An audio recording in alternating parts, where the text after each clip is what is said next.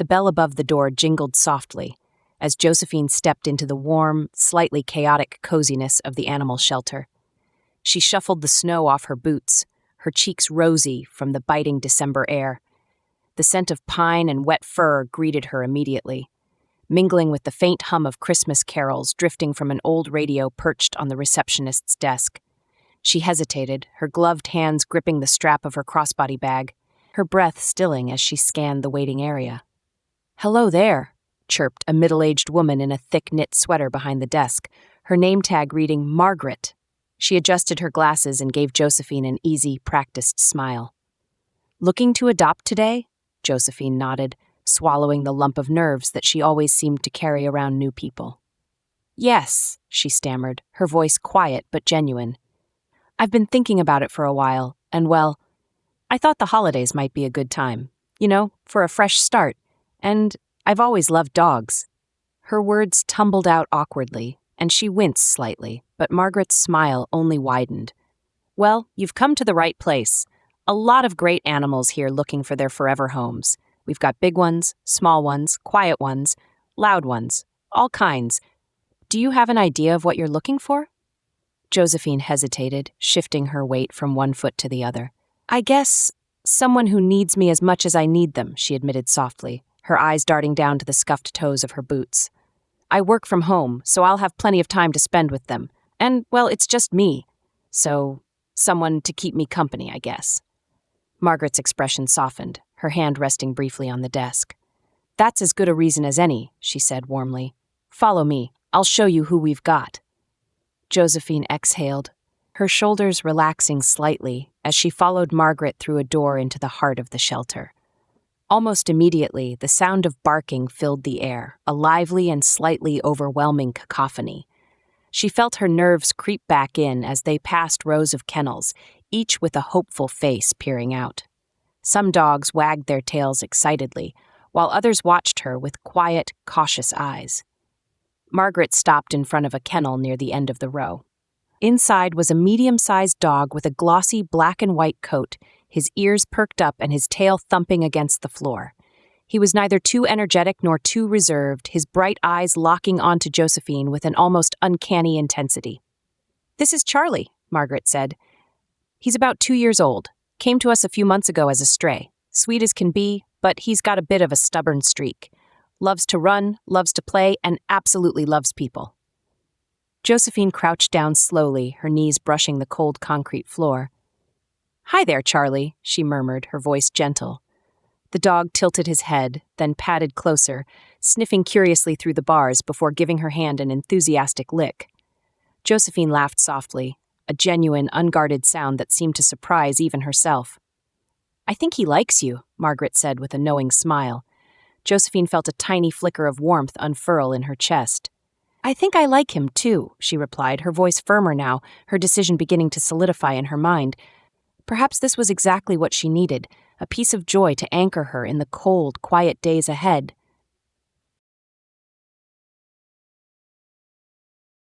Josephine knelt in front of the kennel, her mitten-covered hands resting on her thighs as she gazed at Charlie. The dog kept wagging his tail, his ears twitching with every soft word she murmured to him. She felt like they were already communicating, some unspoken bond forming in the quiet space between them. Her lips curled into a tentative smile. "Hey, buddy," she said gently. "Looks like it's just you and me, huh?" "Actually, I wouldn't count on that." Josephine startled at the low, slightly gravelly voice behind her. She twisted around, still crouched, and found herself looking up at a tall man with broad shoulders and a decidedly unimpressed expression.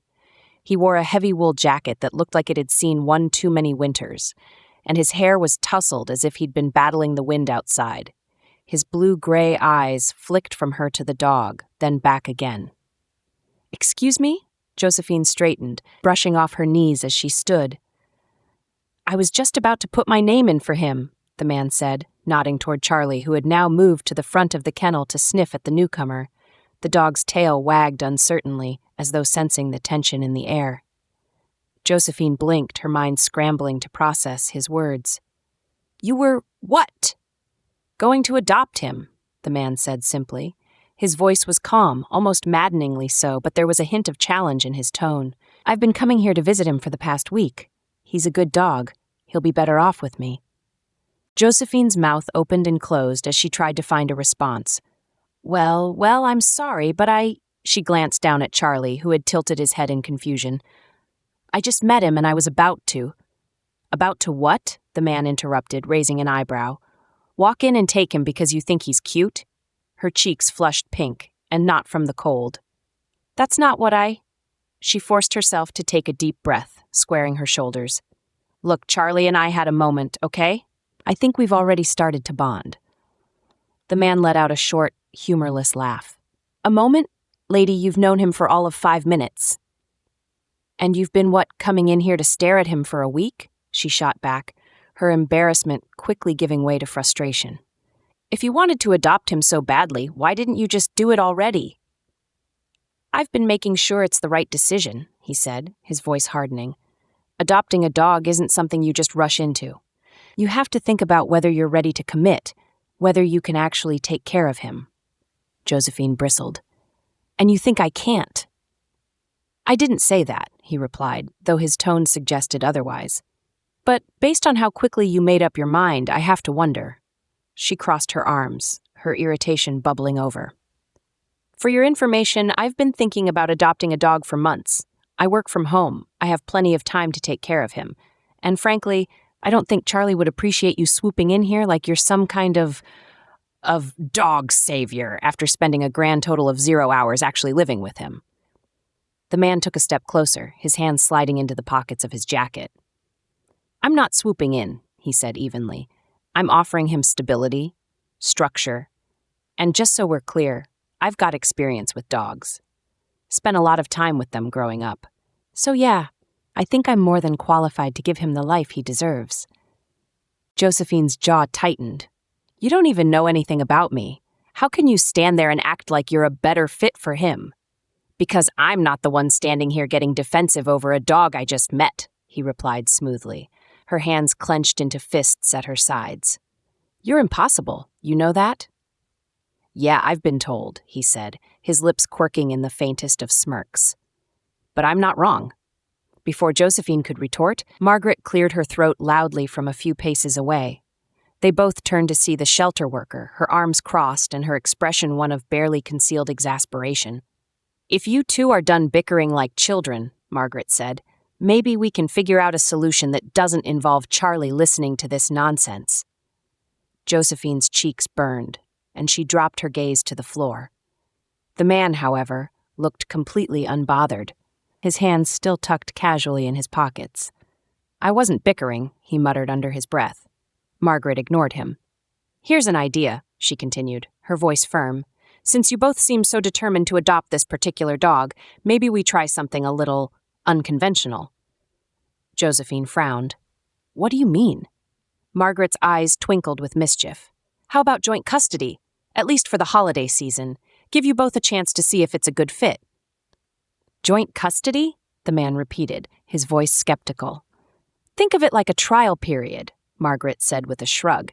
"You trade off time with him, work together to make sure his needs are met, and who knows, maybe by the time Christmas rolls around, you'll have figured out who Charlie really belongs with." Josephine glanced at the man, who was now regarding her with a mixture of annoyance and intrigue. She could practically feel the tension crackling between them. "Fine," she said at last, her voice tight. "Fine," he echoed, though the way he said it made her want to stomp on his foot. "Good." Margaret clapped her hands together. "Now shake hands and be civil. Charlie's watching." Neither of them moved. Charlie barked once, wagging his tail. "Fine," Josephine muttered again, sticking out her hand. "Fine," the man said, taking it with a firm grip. His palm was warm, calloused, and annoyingly steady. "Guess we'll see how this goes," he added. Josephine forced a tight smile, though her stomach was already twisting in knots. "Guess we will."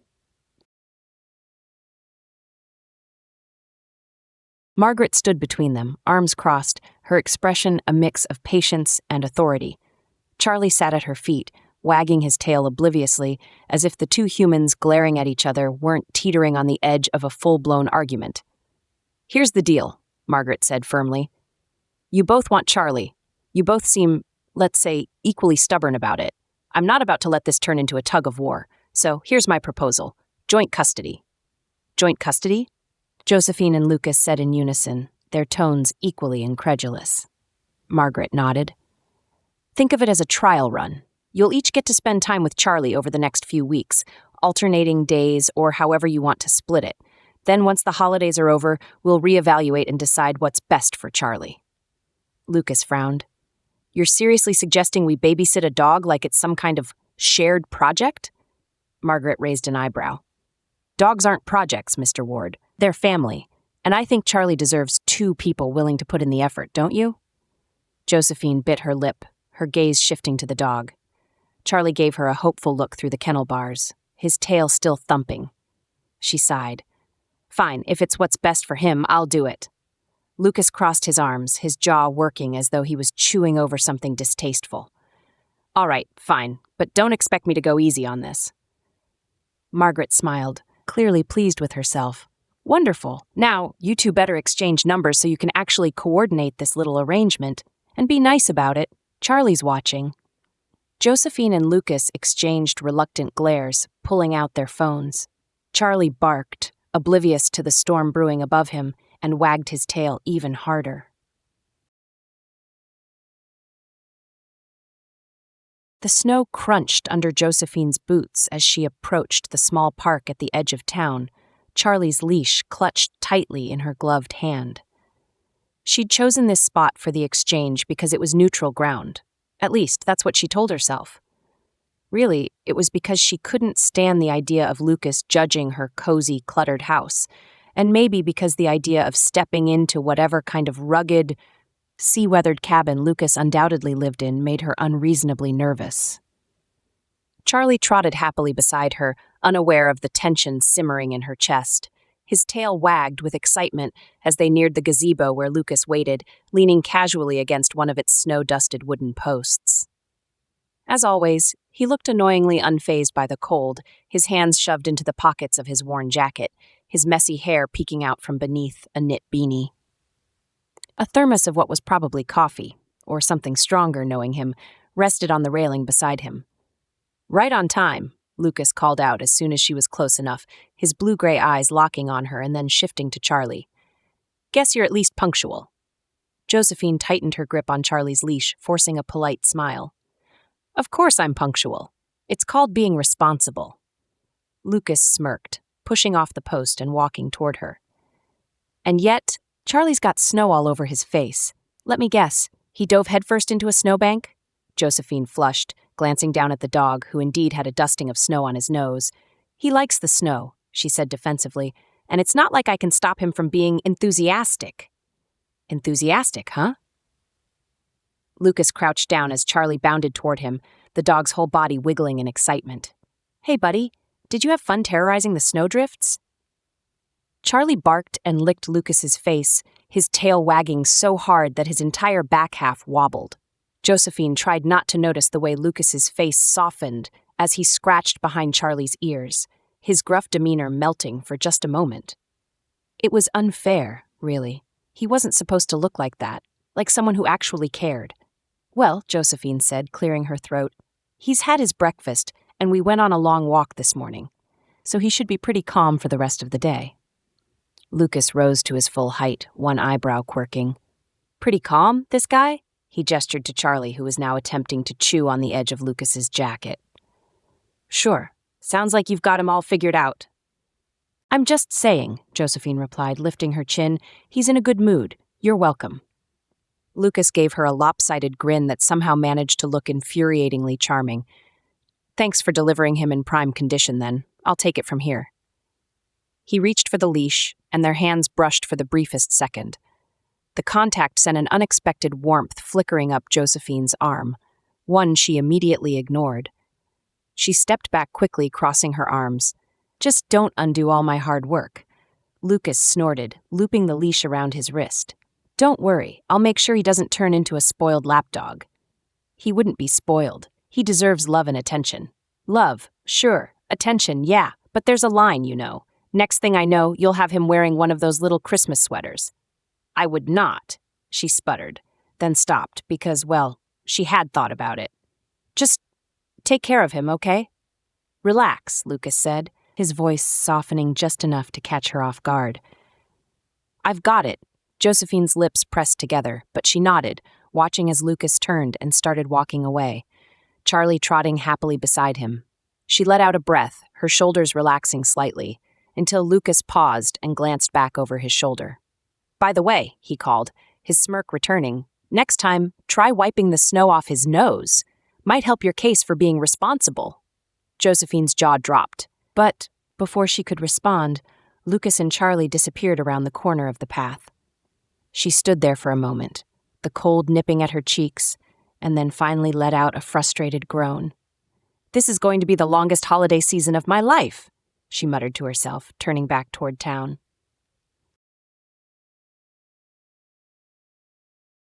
The Christmas tree farm stretched endlessly before them, a sea of evergreens blanketed in soft, glistening snow. The air was crisp, biting at Josephine's nose and cheeks as she adjusted the scarf wrapped snugly around her neck. She glanced down at Charlie, who was practically vibrating with excitement, his tail wagging in anticipation of this new adventure. Beside her, Lucas didn't seem quite as thrilled, though his demeanor was more relaxed than usual. He shoved his hands into the pockets of his jacket, his breath puffing out in white clouds as they walked side by side down a narrow path between the trees. "You sure this is your idea of fun?" Lucas asked, his voice carrying a teasing lilt. "Dragging a dog and a grumpy fisherman through the snow just to look at a bunch of trees?" Josephine shot him a sidelong glance, clutching Charlie's leash a little tighter. "It's not just looking at trees. It's tradition," she replied. "You can't celebrate Christmas in this town without visiting the farm at least once. Besides, I figured Charlie would love it." "Charlie loves anything where he can cause trouble," Lucas muttered, though his lips quirked into a faint smile as the dog bounded ahead, tugging at the leash. "What's the plan, then? Are we picking out a tree, or are we just wandering until we freeze?" Josephine hesitated, her grip tightening on the leash as Charlie strained against it. "I don't really need a tree," she admitted softly. "I just thought it might be nice for him to run around a bit, and, for us to spend time with him, together." Lucas raised an eyebrow, his expression unreadable, but he didn't say anything. Instead, he nodded toward Charlie, who was now sniffing furiously at the base of an enormous pine. Well, he's definitely enjoying himself. Josephine couldn't help but smile as she watched Charlie's tail wag so hard it nearly knocked him off balance. For a moment, the tension between her and Lucas seemed to ease, replaced by the quiet magic of the snow-covered landscape and the simple joy of watching the dog explore. That peace lasted approximately 30 seconds. With a sudden burst of energy, Charlie bolted forward, jerking the leash out of Josephine's hand and sending her stumbling backward into a snowdrift. Before she could even call out, Charlie disappeared into the maze of trees, his black and white coat blending almost seamlessly with the snowy surroundings. "Charlie!" Josephine shouted, scrambling to her feet, her heart racing. "Charlie, come back!" Lucas was already moving, his long strides cutting through the snow with ease. "This is why you always double-loop the leash," he said over his shoulder, his tone equal parts exasperated and amused. "I didn't think he'd just take off," Josephine shot back, hurrying after him. "He's usually so well-behaved," Lucas snorted. "You mean in the 5 whole days we've known him?" "This isn't the time to lecture me," she snapped, brushing snow off her coat as she tried to catch up. "We need to find him before he gets lost, or worse." Lucas slowed just enough to glance back at her, his teasing expression softening. "Relax, he's a dog, not a runaway criminal. We'll find him." Josephine wasn't sure whether to be comforted or irritated by his calmness, but there was no time to dwell on it. Together, they plunged deeper into the rows of evergreens, their boots crunching through the snow as they called Charlie's name. Minutes passed, the cold biting sharper with every step. Josephine's anxiety grew with each unanswered call, her voice growing hoarse as she scanned the endless expanse of trees. When a small, sharp whistle cut through the air, she turned to see Lucas standing a few paces ahead, his fingers pressed to his lips. "Whistling for him?" she asked, her breath fogging in the air as she caught up to him. Lucas shrugged. "Works on stubborn dogs. At least it used to." Before Josephine could respond, a distant bark echoed through the trees, faint but unmistakable. Relief swept over her, and she exchanged a glance with Lucas. "This way," he said, motioning for her to follow. They hurried toward the sound, the snow crunching loudly beneath their boots. When they finally emerged into a small clearing, Josephine gasped at the sight before her. Charlie stood in the middle of the snow-covered space, his tail wagging as he barked at a fallen branch he had clearly deemed his newest conquest. The branch was nearly twice his size, its jagged edges poking out comically on either side of him as he attempted to drag it toward them. Lucas burst out laughing, the sound warm and unguarded, and Josephine couldn't help but join in, despite the frustration still lingering in her chest. Together, they approached the dog, who froze mid-bark and tilted his head at them, as if to say, "What took you so long?" "You're a menace, you know that?" Lucas said, crouching down to ruffle Charlie's ears. The dog responded with an enthusiastic lick to Lucas's face, his tail wagging happily. Josephine knelt beside them, her fingers brushing against Charlie's fur as she clipped the leash back onto his collar. "You scared me half to death," she murmured, her voice soft with affection. "Guess he's keeping things interesting," Lucas said, standing and helping Josephine to her feet. His hand lingered on hers for a moment longer than necessary, and when their eyes met, something unspoken passed between them, an understanding, perhaps, or the faintest spark of something warmer. "Thanks for helping," Josephine said quietly, brushing snow off her coat. "I might have been out here all night if it wasn't for you." Lucas smirked, his blue-gray eyes glinting in the fading afternoon light. "Don't mention it, but next time, maybe hold on to the leash a little tighter." Josephine rolled her eyes, but she couldn't stop the smile creeping across her face. Noted. As they made their way back through the trees, Charlie trotting contentedly between them, the tension that had hung over them all day seemed to lighten, replaced by a tentative camaraderie born of shared chaos and laughter. For the first time, Josephine allowed herself to wonder if maybe, just maybe, this holiday season wouldn't be so bad after all. The town square shimmered under a canopy of twinkling lights, strings of golden bulbs woven between the towering lampposts. Snow blanketed the cobblestones, muffling the sound of footsteps and lending a soft magic to the air. Festive music drifted from a small band near the stage, their cheerful rendition of Silver Bells, accompanied by the occasional clang of children's laughter from the ice skating rink nearby. Vendors lined the square, their wooden stalls adorned with garlands of evergreen and red ribbons, the air thick with the scent of roasted chestnuts and cinnamon sugar pastries. Josephine couldn't remember the last time she'd felt so surrounded, not just by the holiday spirit, but by people, by warmth, by life.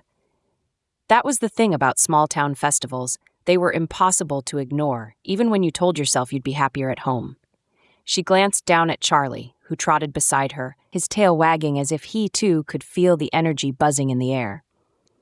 "You don't have to look so serious, you know," Lucas's voice cut through her thoughts. He walked just behind her, his hands shoved into his coat pockets, his rugged form somehow fitting effortlessly into the idyllic backdrop of the festival.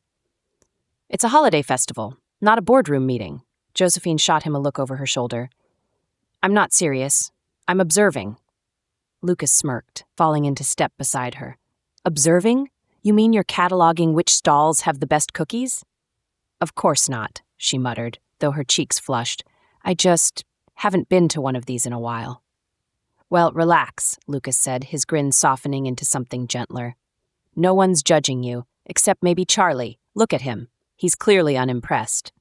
Josephine glanced at the dog, who was now sniffing intently at a nearby hot chocolate spill. A smile tugged at her lips despite herself. "He has very high standards." "Oh, I can tell," Lucas replied, chuckling.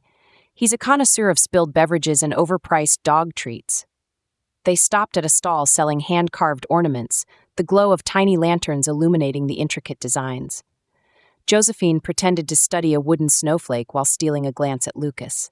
He'd taken off his gloves, his fingers tracing idly over a tiny carved fishing boat. The soft light caught the sharp planes of his face, and for just a moment he looked less like the gruff, frustrating man she'd first met and more like someone she wanted to know. "You grew up here, didn't you?" she asked, almost without thinking. Lucas turned to her, his expression faintly surprised. "Yeah, why?" "I don't know," she said softly, her fingers brushing over the edge of the snowflake. "You just seem like you know how all this works. The town, the people, the festival." He studied her for a moment, his eyes narrowing slightly, like he was trying to figure out where her question was coming from. "I guess," he said finally. "It's familiar, sure, but that doesn't mean I've always belonged here." Josephine tilted her head, curiosity sparking. "What do you mean?" Lucas hesitated, his gaze dropping to Charlie, who had slumped happily onto the snow at their feet. "You know how it is. Small towns can be great, but they don't forget. My family, we've always been outsiders in some way, even when we weren't." There was something raw in his voice, something unguarded, and it tugged at her. "That must have been hard," she said quietly, "feeling like you didn't belong." He shrugged, his posture stiffening just slightly. "You get used to it. Eventually you just stop trying to fit in." "I don't think that's true," Josephine said before she could stop herself. When Lucas glanced at her, startled, she swallowed and added, "I don't think anyone really stops wanting to belong, even if they don't want to admit it." Lucas held her gaze for a long moment, the teasing glint in his eyes replaced by something softer, something searching. "You might be right about that," he said finally, his voice low. Josephine felt her breath catch, her heart beating a little too fast. For the first time, she realized she wasn't just looking at the town's most infuriating fisherman. She was looking at someone who carried more weight than he let on, someone she wanted, against all odds, to understand. The spell broke when Charlie barked, springing to his feet and wagging his tail furiously at the sight of a nearby food vendor handing out treats. Lucas laughed, the quiet moment slipping into something lighter. "Looks like the connoisseur has spoken," Lucas said, his tone playful again. "Come on, let's get him something before he starts negotiating." Josephine smiled, following Lucas and Charlie into the swirl of lights and laughter. For the first time in a long time, she felt like she might be exactly where she was supposed to be. The wind howled like a living thing, battering the windows of Lucas's small cabin with relentless gusts of snow. Josephine stood just inside the doorway, her coat and scarf still dusted with flakes, staring out at the swirling storm that had engulfed the world outside. "Well," Lucas said from behind her, the weight of his voice breaking the tense silence, "you're not getting back to town tonight." Josephine turned to face him, her cheeks still pink from the cold. "Are you sure? If I just—" "You'd freeze to death before you made it a mile," he interrupted, his tone firm but not unkind. He leaned against the edge of the worn wooden table, his arms crossed over his chest. The fire crackling in the stone hearth behind him cast flickering shadows across his face, softening the rough edges. "Storm like this? You're staying here. No arguments." Josephine hesitated, clutching her gloves in her hands. Her first instinct was to protest, to insist she could handle it. But the warm cabin was already thawing the chill in her bones, and the wind outside howled so ferociously that she doubted even Charlie would want to brave it. Speaking of Charlie, he was sprawled out on the rug in front of the fire, his paws twitching in his sleep as if he were chasing something. The sight made her smile despite herself. "Fine," she relented with a sigh, shrugging out of her coat and setting it on a nearby chair. "But I'm not exactly thrilled about being stuck here with you." Lucas smirked, pushing off the table and grabbing two mismatched mugs from a shelf. "Trust me, the feeling's mutual. Tea or hot chocolate?" She blinked, taken aback by the question. Hot chocolate," she said cautiously. He nodded, moving to the stove where a pot of milk was already warming. "Figured you'd be more of a tea person." "I'm full of surprises," she quipped, earning a quiet chuckle from him that she wasn't entirely sure was genuine. They lapsed into silence, the only sounds the storm outside and the bubbling of the milk on the stove. Josephine found herself studying the cabin, the sturdy handmade furniture, the shelves lined with books and fishing gear, the framed photo on the mantel of a younger Lucas, with an older man who must have been his father. It was rugged and simple, but it felt lived in. It felt like him. "You grew up here?" she asked, breaking the quiet. "Not here exactly," he said, pouring the hot chocolate into the mugs. But close enough. Spent most of my life on the water, though. My dad was a fisherman. Tough guy, honest, expected a lot. He paused, his gaze distant. He died when I was 22. Heart attack. Josephine's chest tightened. I'm sorry, Lucas shrugged, handing her a mug and sitting down across from her. It's life. You lose people. You figure out how to keep going. She nodded, wrapping her hands around the warm mug. I know what you mean. My parents, they passed away when I was a kid. My grandparents raised me. Lucas's eyes softened, the usual sharpness in his expression fading. That couldn't have been easy. Josephine let out a soft laugh that didn't quite reach her eyes. No, but they tried their best. My grandfather, he was a complicated man. Lucas's gaze flickered, but he didn't press. Instead, he leaned back in his chair, his posture relaxing slightly. Guess we've both had our share of storms.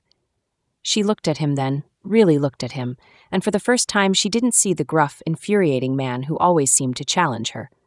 She saw someone who understood, someone who carried his own scars, but kept moving forward anyway. Yeah, she said softly, her voice barely audible over the crackle of the fire. I guess we have.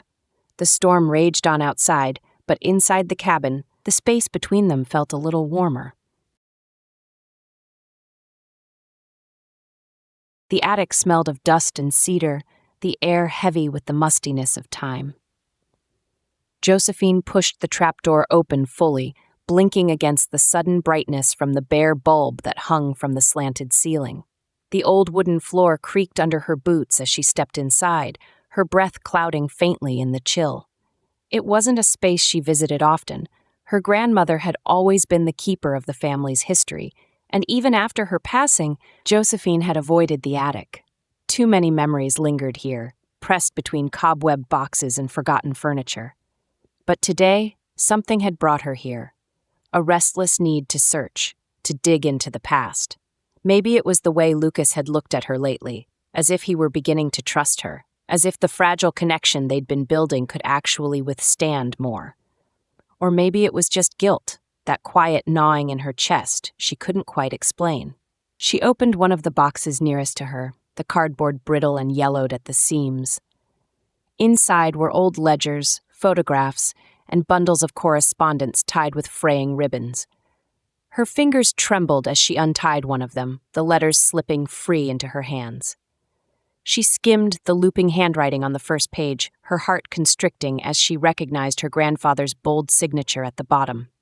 He'd always been larger than life to her as a child, charming, generous, an anchor in her young world after her parents had died. But now, as an adult, she'd long since started to see the cracks in that image. He'd been a shrewd businessman, fiercely protective of his legacy and the family name, but also secretive, so secretive she sometimes wondered if he'd had things to hide. The next letter was a deed, pages of dense legal language punctuated by the crisp seal of a notary. Josephine frowned, brow furrowing as she read through it, trying to make sense of the dry text. And then, suddenly, there it was, a name that leapt off the page like a flash of lightning. Ward Holdings. Her stomach dropped. Ward. Lucas's family name. She flipped through the other documents in the box, her heart pounding faster with each one. They painted a picture she hadn't wanted to see, hadn't even known was there. Her grandfather had purchased the land decades ago, Lucas's family's land. But it wasn't just a straightforward sale. The letters revealed the truth, spelled out plainly in her grandfather's own words. Ward Holdings had been struggling financially, verging on collapse. Her grandfather had taken advantage of their desperation, using loopholes and technicalities to claim the lucrative property at a fraction of its worth. The Christmas tree farm. The land Lucas's family had once called their own. Josephine sat back on her heels, her hands shaking as the papers fell to the floor around her. Her breath came in shallow gasps, the weight of the discovery pressing down on her like a heavy snowdrift. How could she not have known? How could her family have done something like this? Images of Lucas filled her mind. His guarded smiles, the quiet warmth that had started to creep into his voice when he talked to her. The way he'd opened up just a little during the snowstorm in his cabin, sharing glimpses of his life and the weight he carried. And now she understood why there'd always been something simmering beneath the surface with him. a quiet resentment he didn't even seem to realize he had. This land wasn't just earth and trees to him. It was part of his family's legacy, stripped away before he was old enough to fight for it. She scrambled to her feet, clutching the papers to her chest as if they might provide some kind of anchor. But her mind was already spiraling, racing ahead to the inevitable confrontation. What would Lucas say when he found out? Would he even want to look at her again? No, she whispered to herself, her voice trembling in the cold attic air. No, this isn't fair. This isn't fair to him. She stuffed the papers back into the box, her movements hurried and clumsy. Her mind screamed at her to do something, to fix this, but guilt tangled her thoughts into knots. She had to tell him it was the only choice, wasn't it? But the thought of watching the tentative trust they'd built shatter into pieces was almost too much to bear. Josephine hurried down the attic stairs, the box clutched tightly in her arms as if it held all the answers, and all the blame. Charlie padded over to greet her at the bottom, his tail wagging obliviously. She set the box on the dining table and crouched to scratch behind his ears, her fingers trembling. He tilted his head at her, sensing her distress, and let out a soft whine. "What am I going to do, Charlie?" Her voice broke on the last word. The dog licked her hand, his warm, steady presence grounding her for just a moment. But it didn't last. The weight of what she'd uncovered pressed on her chest like a stone. She straightened, brushing at her damp cheeks. There was no use delaying the inevitable. She had to tell Lucas, tonight, before she lost her nerve. The snowstorm had passed, leaving the air outside clear and biting. She bundled up hastily, not even stopping to think about what she'd say when she arrived at his cabin.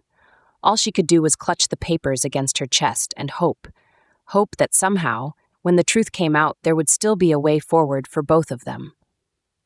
As she stepped out into the cold night, the stars glittered overhead, mocking her with their calm, distant light. The papers were spread across Josephine's dining table, the edges curling slightly from age and neglect. She sat motionless in the chair, her fingers curled around the rim of a steaming cup of tea that had long since gone cold. Outside, the world was quiet. Snow still blanketed the streets, softening every sound, but inside, her thoughts swirled like a blizzard. Every line of text, every signature, every legal stamp on the documents felt like a betrayal, like her family's name had been etched onto something stolen. Her grandfather's handwriting stared back at her, bold and unapologetic. The words were clear. There was no misunderstanding the implications. This land, the land Lucas's family had once called theirs, had been taken by her grandfather's cunning, not through fairness or goodwill. The Christmas tree farm, the heart of the town, the very symbol of everything she'd loved about the holidays, was built on a foundation of greed. Josephine let out a shaky breath and closed her eyes, the weight in her chest unbearable. She could see Lucas's face in her mind, hear his sharp, teasing voice, the way he always seemed to mask the deeper layers of himself. She thought of the way his defenses had started to come down, bit by bit, the way he'd trusted her enough to share pieces of his past. And now she was faced with the knowledge that her family had played a part in the pain he carried. She set the cup down with trembling hands and pushed her chair back, the legs scraping softly against the floor. Charlie, curled up on the rug by the fire, lifted his head and looked at her with concern. She crossed the room and sank to her knees beside him, burying her fingers in his soft fur as if searching for some kind of solace. "I don't know how to fix this," she whispered, her voice breaking, "but I have to try. He deserves better, and I can't live with myself if I don't do something." Charlie let out a soft whine, his tail thumping once against the floor. Josephine smiled faintly, though her chest still ached. "You're right," she murmured. "I just have to do it." With a deep breath, she pushed herself to her feet and began gathering the papers. She didn't know much about legal processes, but she knew someone who did. Grabbing her phone, she scrolled through her contacts until she found the name she hadn't called in years, her family's lawyer, Mr. Aldridge. Her fingers hesitated over the screen for a moment before she pressed the button to call. The line rang twice before a familiar, steady voice answered. "Josephine, it's been a while." "Yes," she said, her voice firmer than she expected. "It has. She swallowed, glancing at the documents spread out on the table. "I need your help. It's about some land my grandfather purchased years ago. I want to give part of it back." There was a pause on the other end, and then Mr. Aldridge's voice softened with curiosity. "That's not a request I hear often. What's this about?" Josephine gripped the edge of the table, her knuckles white. "It's about doing the right thing." Hours later, as the first light of dawn filtered through the frosted windows, Josephine sat alone in her quiet house. The papers were now neatly stacked, an envelope sealed and ready to deliver to Mr. Aldridge's office. Her plan was set into motion. The portion of the land that had once been Lucas's family's property would be returned to them, no strings attached. It wouldn't erase the past, but it was a start, a way to make amends, a way to show Lucas she cared, not just about him, but about the principles she had always held close to her heart. She reached for Charlie's leash, her heart still heavy but her resolve unwavering. "Come on, buddy," she said softly. "It's time to face the music." The sound of boots crunching through the snow broke the stillness outside Lucas's cabin. He glanced up from the half-tied lure in his hands, his brow furrowing at the sight of Josephine approaching. She was bundled tightly in her coat, the collar pulled up against the chill, her breath visible in the icy air. In her arms was a stack of papers, clutched like they carried the weight of the world. Charlie trotted beside her, tail wagging, completely oblivious to the tension that seemed to radiate from her. Lucas opened the door before she could knock, leaning against the frame with his usual guarded expression. "Didn't expect you to come out this way," he said, his tone even but edged with curiosity. Josephine shifted her weight, her cheeks rosy from more than just the cold. "I needed to talk to you," she said, her voice trembling slightly. "It's important." He stepped aside, letting her in without a word. The warmth of the cabin wrapped around her as she stepped inside, the fire crackling softly in the hearth. Charlie immediately made himself at home on the rug, as if sensing neither of them was in the mood to stop him. Lucas closed the door and turned to face her, his arms crossing over his chest. "All right. What's this about?" Josephine hesitated, the papers in her hands trembling. She took a deep breath and set them on the small wooden table between them. "It's about the Christmas tree farm, about my family, and yours." Her voice softened as she forced herself to meet his eyes. "I found out the truth about what my grandfather did." Lucas stiffened, his jaw tightening. "What truth?" His voice had lost its usual teasing edge, replaced by something colder. She sat down, her fingers fidgeting with the edge of the papers. "The land, it used to be yours, your family's, and my grandfather, he took advantage of your family's struggles. He bought it for far less than it was worth. He stole it from you." Silence settled between them, heavy and suffocating. Lucas stared at her, his expression unreadable, but she could see the storm brewing behind his eyes. "I didn't know until now," Josephine continued, her voice breaking. "But I'm giving it back, your family's portion of the land. I've already started the process with the lawyer." Lucas's mouth opened, then closed again. He took a step back, running a hand through his hair as he processed her words. "You're serious?" "Yes," she said firmly, her shoulders straightening. "It's the right thing to do, and it's the least I can do." He stared at her for a long moment, tension radiating from every muscle in his body. Then slowly, something shifted. The hard lines of his face softened, and the weight he'd carried for so long seemed to ease, just slightly.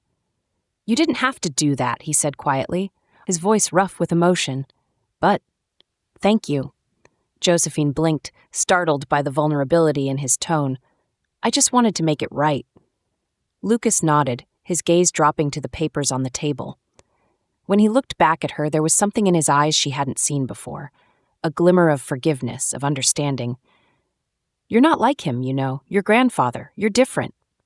Her breath caught, and for the first time, she saw the walls he'd built around himself begin to crack. The faintest smile tugged at his lips, and when he reached out to brush a stray strand of hair from her face, his touch lingered. "Maybe you're not so bad after all," he murmured, his voice low but warm. Josephine laughed softly, relief washing over her. "I'll take that as a compliment." The fire crackled quietly, and for the first time, the space between them felt like it belonged to both of them. The shelter was quieter than Josephine remembered, the usual hum of barking and chatter replaced by a soft stillness. Snow fell gently outside the wide window near the front desk, coating the world in a pristine white. Charlie trotted happily between her and Lucas, his tail wagging like he knew something important was about to happen. Margaret greeted them with a knowing smile, her glasses perched at the end of her nose as she shuffled a stack of papers. "Well, look who's here, and looking a bit less prickly than last time." Lucas chuckled softly, glancing at Josephine. "We've had some practice."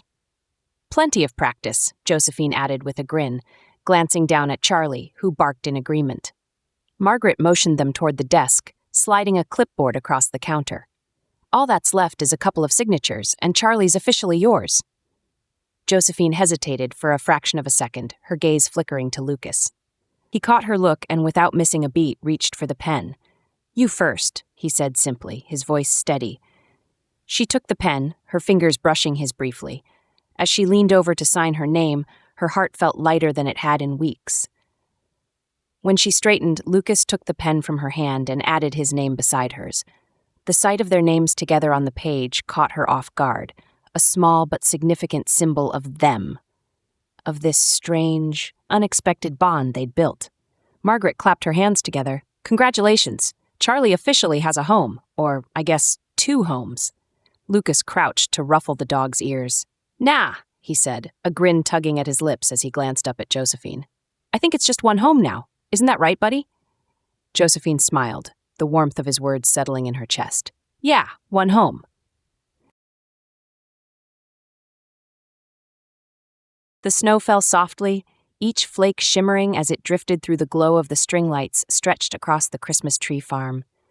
The air was still, thick with the quiet magic of winter. Rows of evergreens stood proud, their branches dusted in white, the lights casting a warm golden hue against the deep blue of the night sky.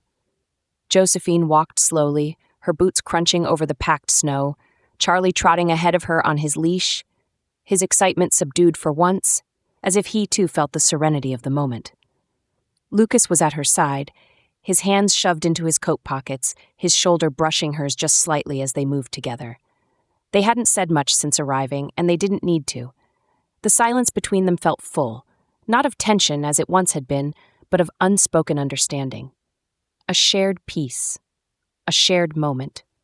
They stopped near the largest tree at the heart of the farm, its branches adorned with glittering ornaments and hundreds of tiny lights that seemed to pulse with life.